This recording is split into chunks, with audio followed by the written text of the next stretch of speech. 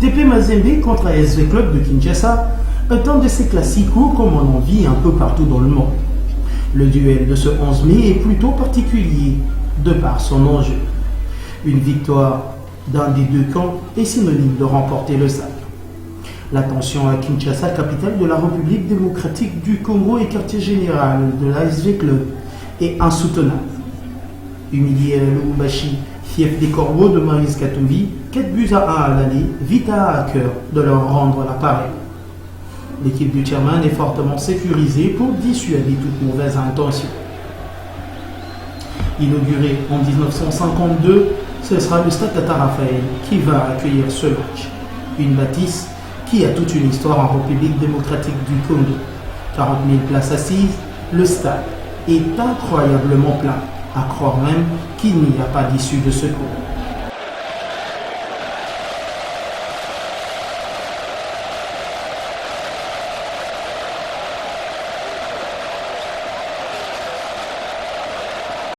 Pas question donc de louper le spectacle pour ce public qui avait pour la plupart répondu à l'appel des membres du comité.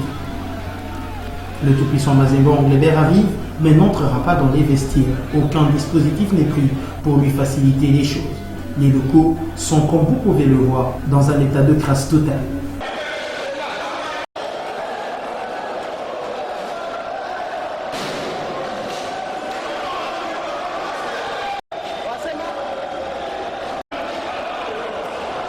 Les officiels des corbeaux du TP Mazembe Anglebert n'auront même pas droit à la tribune officielle.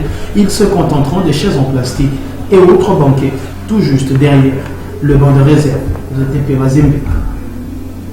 Malgré ces situations, le match commence et le TP laisse venir l'association sportive Victoria Club avant de lui donner le coup de grâce à la 36e minute par Gladson Awako, servi par Solomon Santé.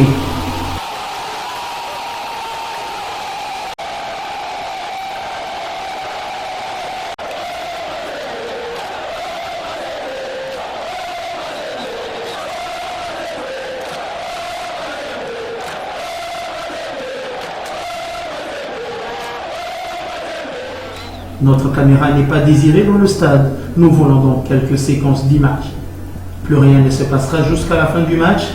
Pas convaincus du jeu de Vita Club, les supporters expriment alors leur ras-le-bol. Ils ne trouvent rien de mieux que des jets de projectiles, obligeant ainsi l'assistant de M. Kadeya, l'arbitre de la partie, à arrêter le match, et pas qu'une fois.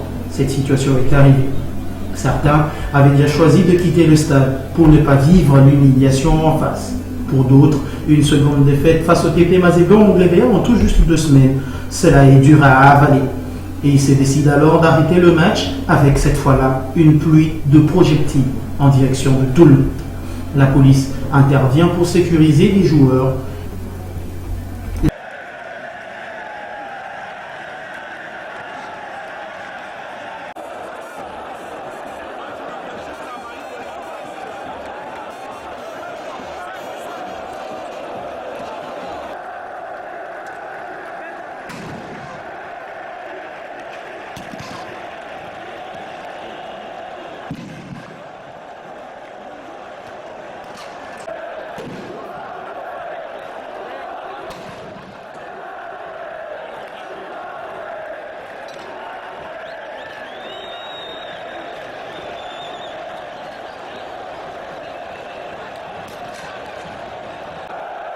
Dans la bousculade du public, le pire arrive.